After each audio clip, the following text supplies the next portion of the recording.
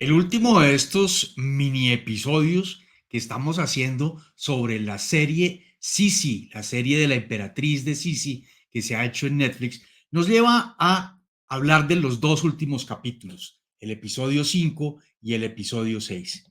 El 5 es un capítulo que abre con un personaje ficticio, la condesa Leontine de Apafi, y nos dice que la condesa Leontine de Apafi es un personaje que ha sido suplantado por unos revolucionarios que asesinan a la real condesa Leontín de Apafi y que por cuenta de eso van a lograr meterse dentro de la corte de Viena y conocer los movimientos de la familia real.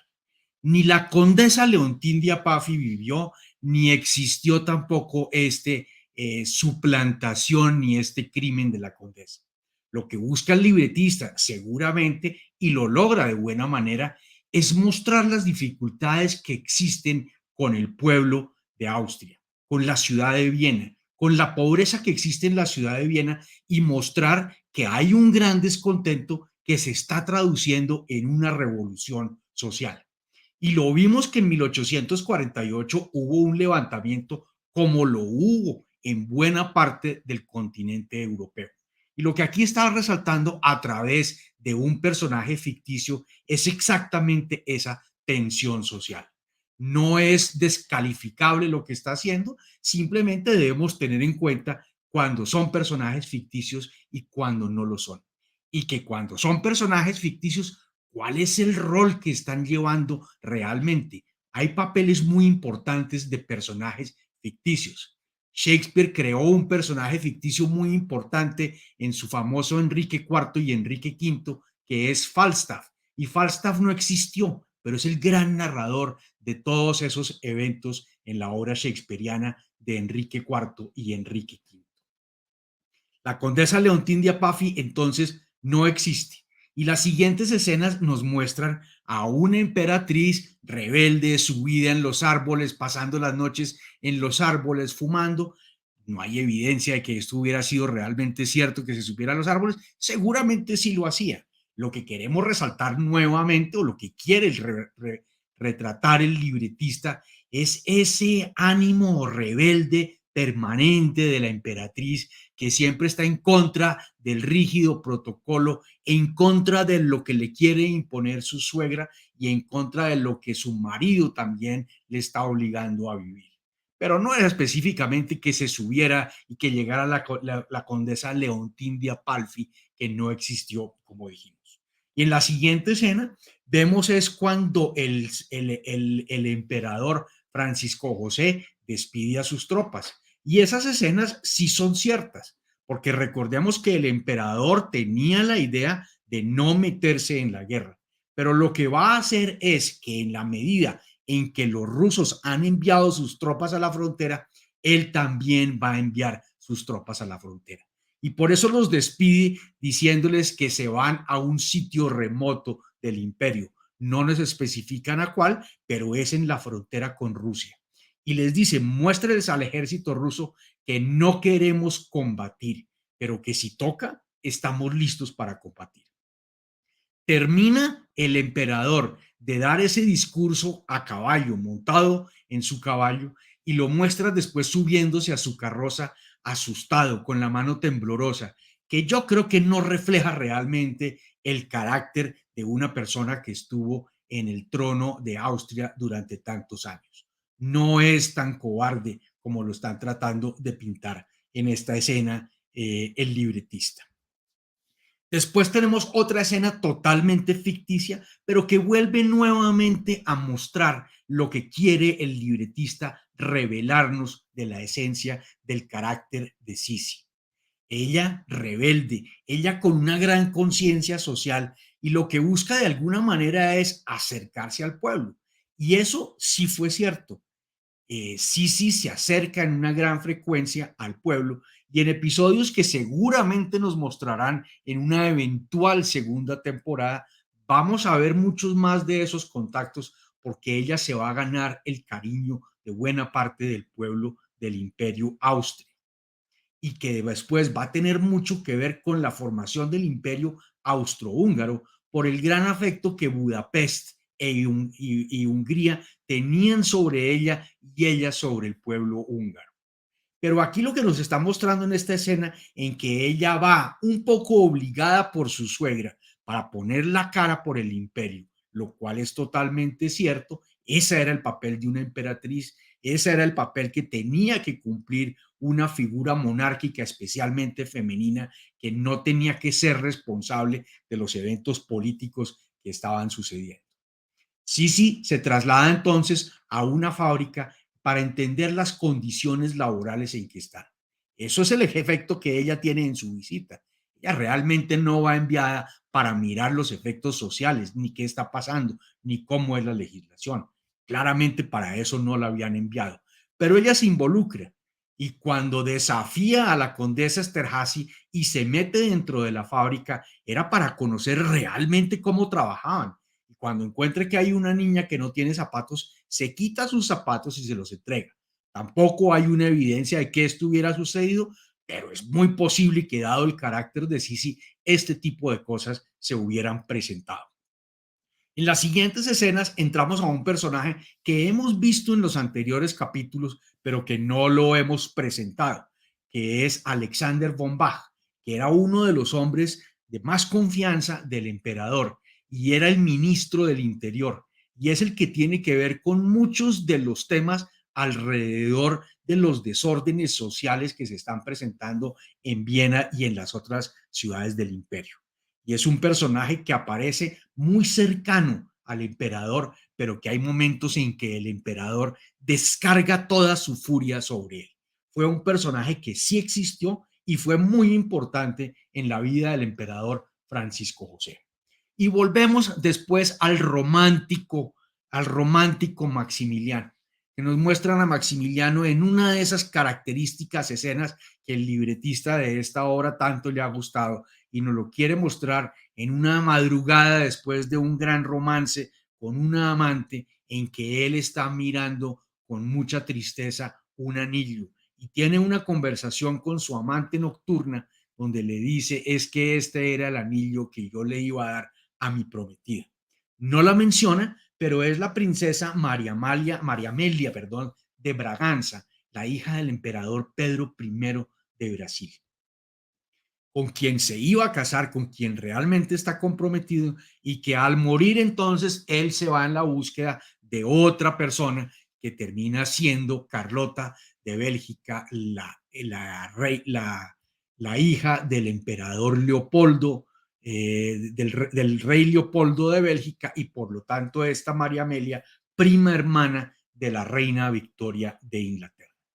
En todas estas escenas aparece siempre esa persona intrigante, esa persona bastante petulante, arrogante, mujeriego, que quieren dibujar a Maximiliano y que yo difiero un poco de esa estructura y de esa esencia de Maximiliano.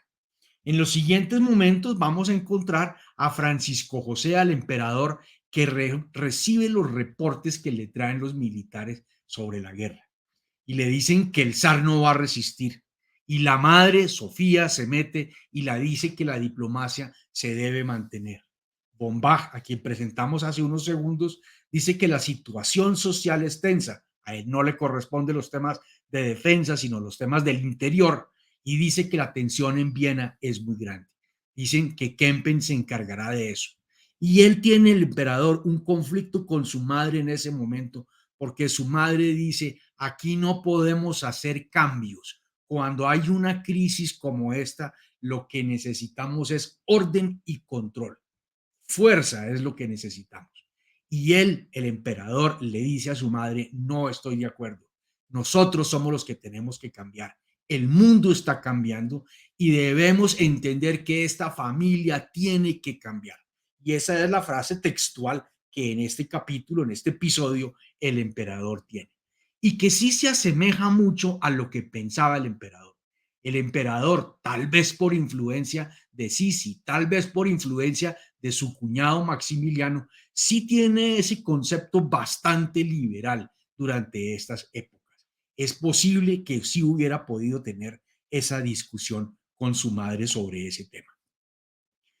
Vemos las escenas donde Isabel entonces visita una fábrica, vimos las escenas donde Isabel se quita los zapatos, vimos las escenas donde Isabel sale a caminar descalza, es decir, vemos una cantidad de escenas donde Isabel se interesa por lo que está sucediendo con el pueblo, cuando realmente le dicen que no se meta con los comunes, nunca toque ni se deje tocar, no les hable, no les mire a los ojos. Y ese sí era uno de los criterios que tenían las familias imperiales, no solamente las de Austria, sino en todo el continente europeo. Maximiliano, su cuñado, va a seguir en ese proceso que nos lo muestran a lo largo de los 6 capítulos en la intriga, viendo a ver cómo hace su conspiración y se reúne con su grupo de conspiradores y le dicen, usted tiene para ser exitoso en esta tarea que conseguir el apoyo de la iglesia, número uno, dos de los militares y tres de su mamá. Y él casi que dice, yo me apunto a que consigo el de la iglesia, yo me apunto a que consigo el de los militares, el de mi mamá no estoy tan seguro, es más o menos lo que está pensando y es exactamente lo que le sucede en este ficticio episodio que, repito, tampoco hay evidencia y no ha existido. No tenemos una evidencia de que Maximiliano quisiera conspirar. Era un poco el rumor que se tenía porque cuando hay un intento de asesinato en la vida de Maximiliano, en la vida de Francisco José, perdón, Maximiliano llega corriendo a socorrer a su hermano y muchos tienen la lectura de que lo que buscaba era rápidamente quedarse con la corona, pero no necesariamente era cierto esto. Vamos a tener un gran debate de las cosas que se tienen que hacer para que cambie. Nadie está contento con la forma de ser de Sisi. Sisi debe cambiar.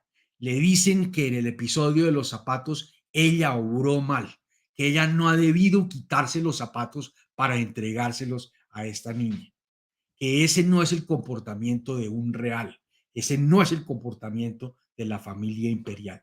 Y ella tiene una gran discusión con su marido, Francisco José, porque él no está de acuerdo, pero ella sí cree que ha obrado bien. Y es la única. Ese episodio, nuevamente, no sabemos qué tan cierto es, pero sí es muy posible que ese tipo de discusiones las hubieran tenido estos dos personajes. Isabel, bastante libre, bastante pensamiento liberal, y Francisco, que si bien tenía un pensamiento liberal, estaba muy atado a un rígido protocolo que le imponía su madre. Maximiliano entonces empieza a trabajar con esos tres frentes que tiene que trabajar para lograr ser exitoso en su conspiración. Primero con el ejército y después lo vamos a ver con el obispo. Y el obispo tampoco quiere apoyarlo. El obispo le dice que no es posible que se cambie el designio de Dios. Él, sin embargo, él logra convencer al obispo diciéndole, yo lograría algo que mi hermano no ha logrado.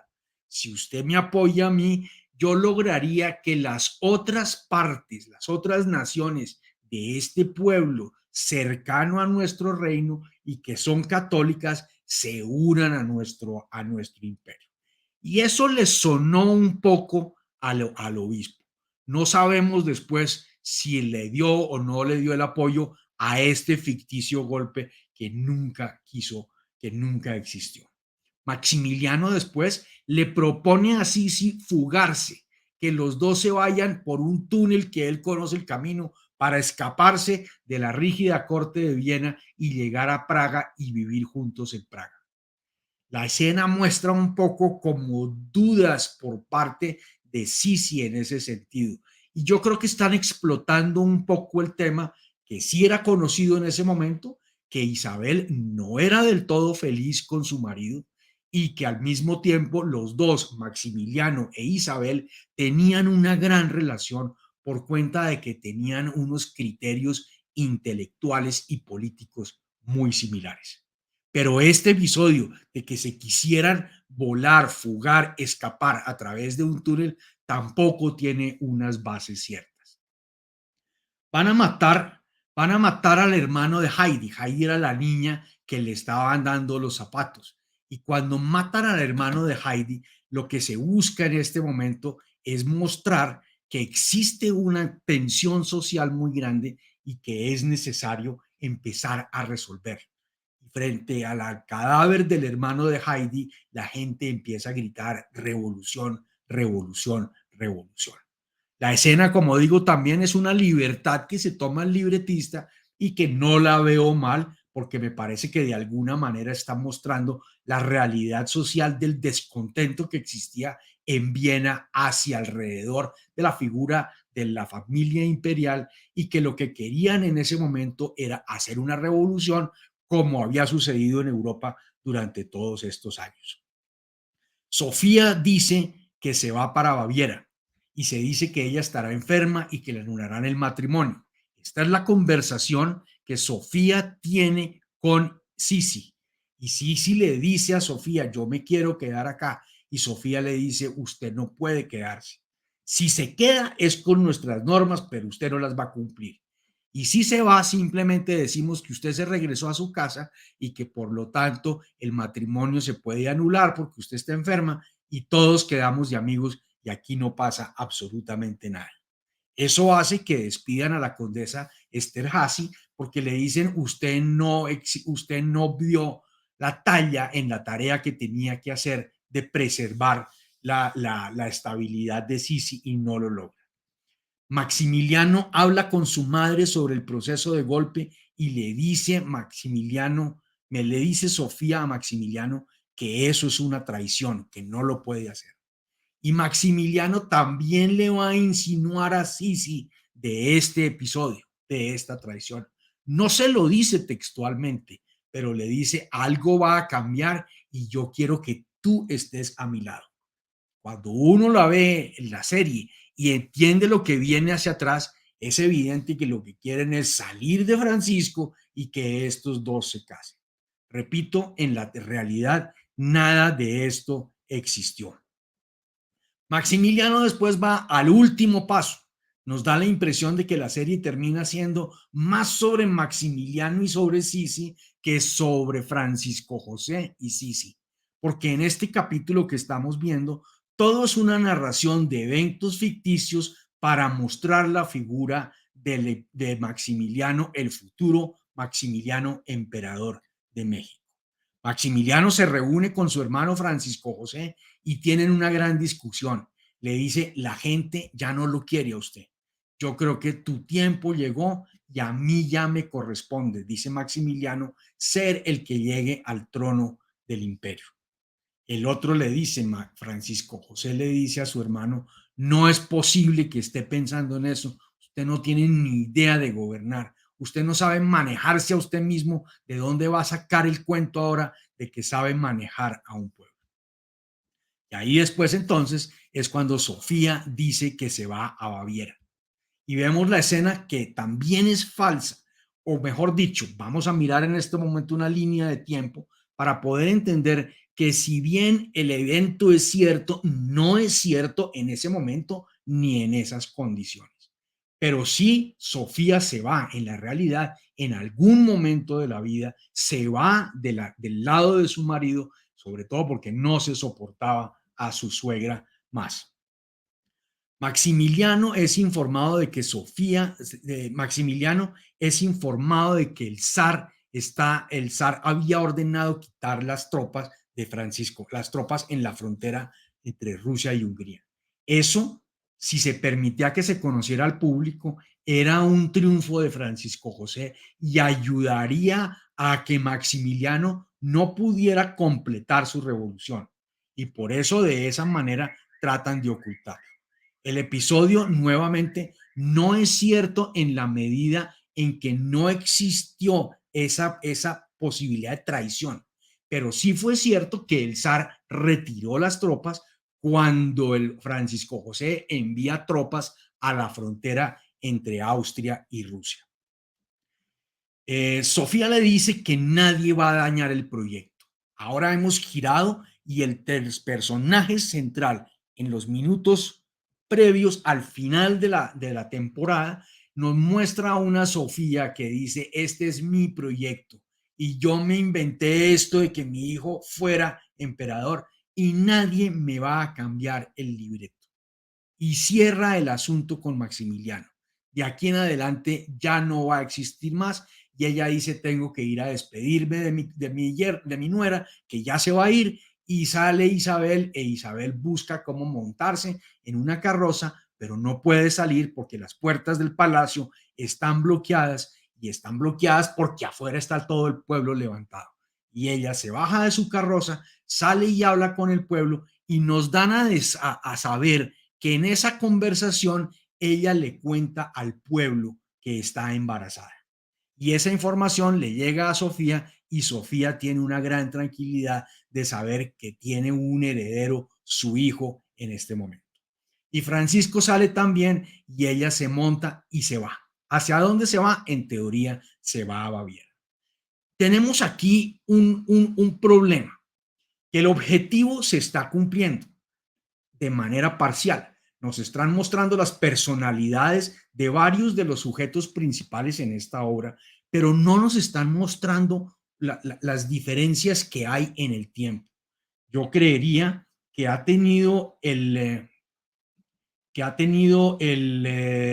perdón un segundo, que ha tenido el emperador una participación muy importante en muchos de estos eventos, pero que no todo lo que está sucediendo es cierto ni es cierto en el tiempo. Y miremos en esta línea de tiempo que quiero mostrar. La primera línea es el emperador Francisco José, la segunda línea es la emperatriz Sisi y la tercera es una línea de tiempo de los eventos que estaban pasando en el Imperio Austria. Recordemos que el Imperio Austria es a partir de 1804 y cuando el Imperio Austria se debilita en 1866 por cuenta de ser derrotado en la guerra austro-prusiana, los húngaros se levantan y entonces es cuando los húngaros dicen nosotros queremos que nuestro nombre lo pongan en la puerta del imperio, que ya no esto no es imperio austriaco, sino que es el imperio austrohúngaro y que somos dos coronas y queremos tener un rey también y los vamos a dejar a ustedes como rey, pero siguen existiendo las dos coronas. Pero entonces, y hago la aclaración porque muchas personas siempre creen que el imperio austrohúngaro es mayor y más importante que el imperio Austria. Y realmente es el imperio Austria debilitado por su conflicto que ha tenido en los procesos de la guerra austro-prusiana en 1866. Pero vamos entonces a ver, nuestro emperador ha nacido en 1830 y Sisi en 1837. En 1848 tenemos el evento en Europa que son todas las revoluciones y en esa revolución va a caer su tío y va a subir Francisco José como emperador. Conoce a Sisi, realmente la conoce cerca del 48 también en nuestra obra, la conoce en el 53, se casan en el 54, cuando estamos, según nos muestra nuestra línea de tiempo, en la guerra de Crimea que va entre 1853 y 1856.